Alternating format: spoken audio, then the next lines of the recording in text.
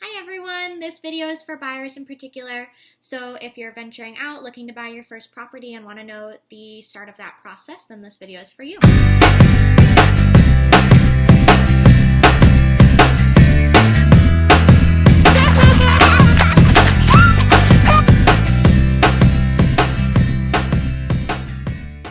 So when you first decide you want to make the move to buy your first house, the general consensus is that your first step should be meeting with a lender and getting pre-approved. And this is definitely a good place to start since it's important to get your finances in order. You'll need a pre-approval for really the entire process, from what houses you can start looking at to making an offer, and of course the whole financing process all the way to sitting at the closing table and signing those papers to make your new home officially yours. Talking to a lender will help give you a full picture of your credit, fix any problems you find, and give you a dollar amount that you can afford and a realistic monthly mortgage payment based off of that number. And most importantly, they can shed light on all of the misinformation out there. So many buyers think that you absolutely need 20% down, or that closing costs are $15,000 and there's no way around it, or just lots of other really big, scary things. And the process can really be so much more simple than so many people imagine. So just be sure to ask about different programs that these lenders have and that might fit you. Options for first-time home buyers, VA buyers, down payment assistance programs like INHS in our area, for example, and other things to make the home buying process a possibility for you. Next, find a realtor.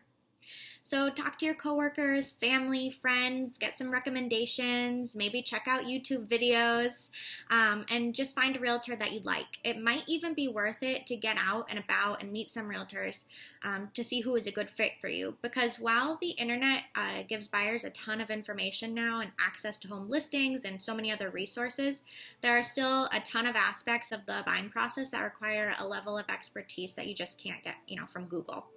So you want someone with your best interests at heart and who can help you with strategies during the bidding process and the steps beyond that. And keep in mind that a good realtor can be a great resource for the right people to talk to when it comes to financing too.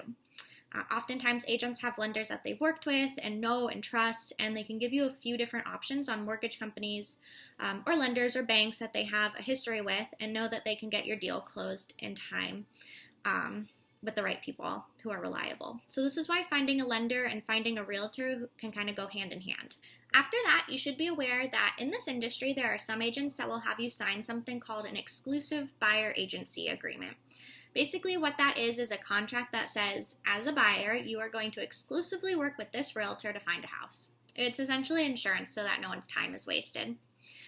Now, this is where it's important to make sure that your agent is a good fit, because if you just met this person, you found them online and you don't really know them, and it turns out that they don't want to show you houses on Saturdays and that's the only day you can see houses, or they're not showing you what you want or listening to what you need in a home, so they're showing you, homes that just aren't a good fit, or they're not answering your calls and texts and questions.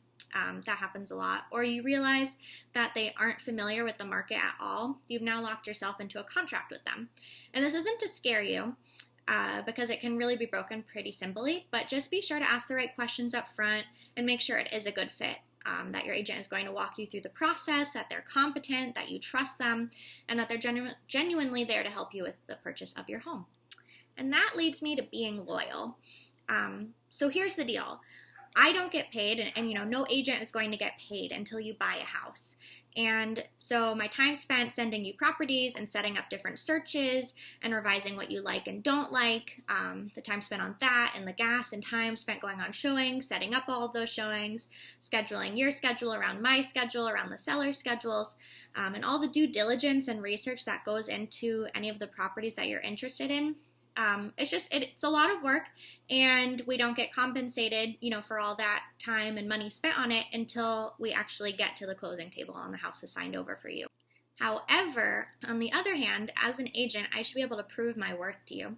I'm available when you need me. I'm getting you into the houses that come on the market and look like they're going to be gone quickly. You're in them right away. I'm honest with you. I advise you of how the market is moving and reacting. I'm going to go the extra mile to screen the right home for you, research issues that pop up, get quotes from other professionals, and on and on and on. And because of that, my buyers are loyal to me, and I enjoy investing my time in helping them find a house. The next step is to find your new home. So I see a lot of people who want to purchase their first home and they have a budget somewhere around like 130,000 and 180,000. That's a pretty common price point for first-time home buyers. And I hate to be the bearer of bad news, but right now in the Ithaca area, you're just not going to find a property at that price point that isn't a total dump and is in Ithaca City. So you're going to have to be okay with sacrificing something on your first transaction.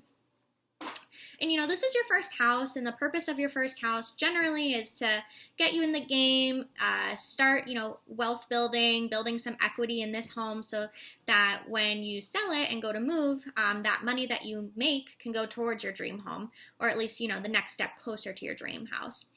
And 9 times out of 10, your first home is not your dream home. So you just have to come to terms with not finding everything you want in the house in the perfect location for $150,000 in Ithaca. You're going to have to decide, hey, I really want to be close to town, but the house can be a fixer, or it can be much smaller than I had originally imagined, or maybe you're going to need to start looking in some outlying towns where you may have a bit longer commute, but the house isn't going to require as much fixing up. In our case, we ended up looking quite a ways outside of Ithaca just because you do get, of course, more for your money the farther out from the city that you get, and it's a bit longer of a drive, but for our first home, it was something that we were able to compromise for. Really, the best thing to do is to write down all of your goals in a home and prioritize them, and your agent should be helping you do that. So you want to think about how long you plan to be in the house. Why do you want that third or fourth bedroom?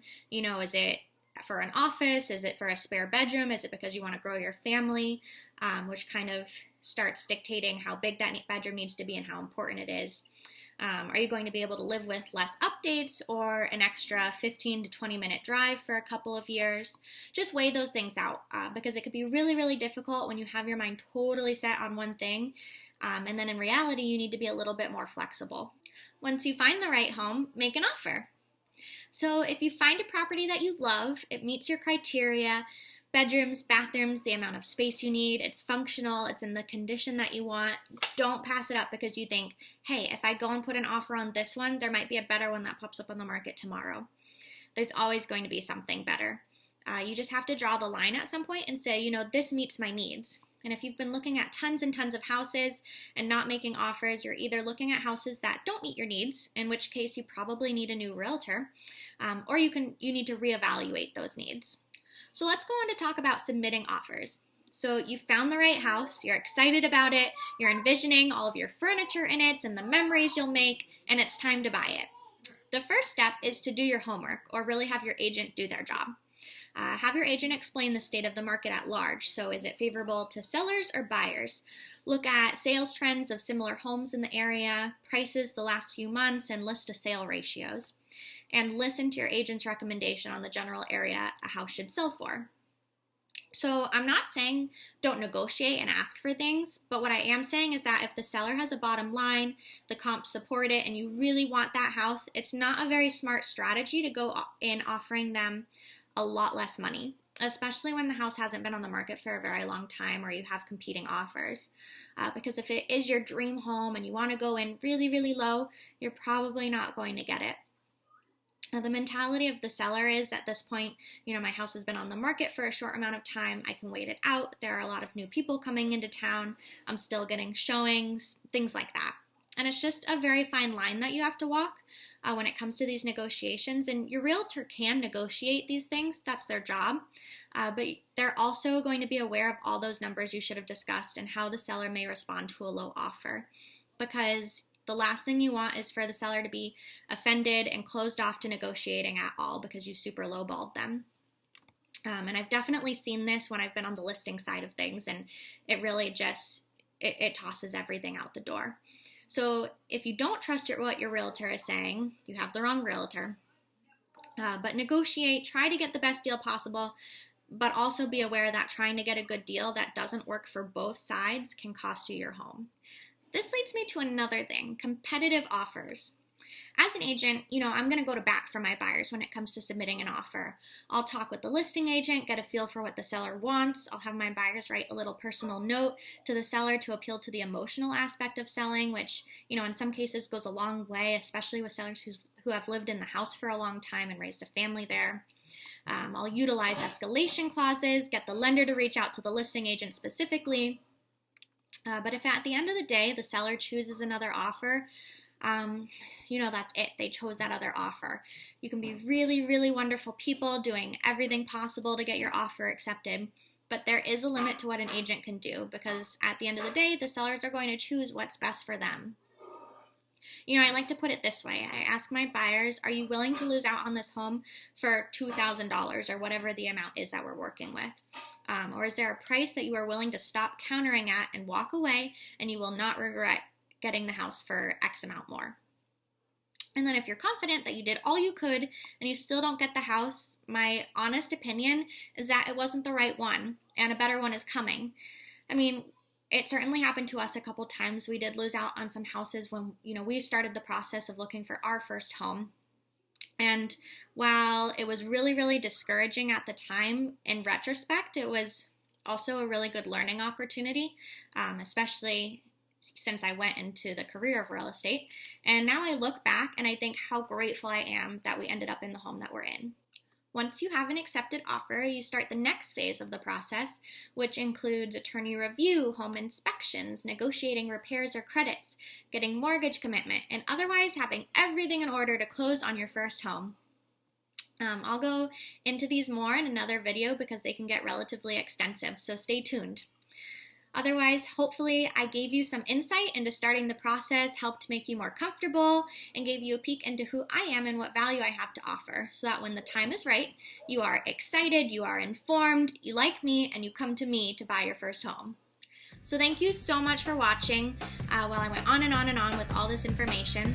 Otherwise, subscribe to my YouTube channel, check out my Facebook, and stay tuned for next week's video.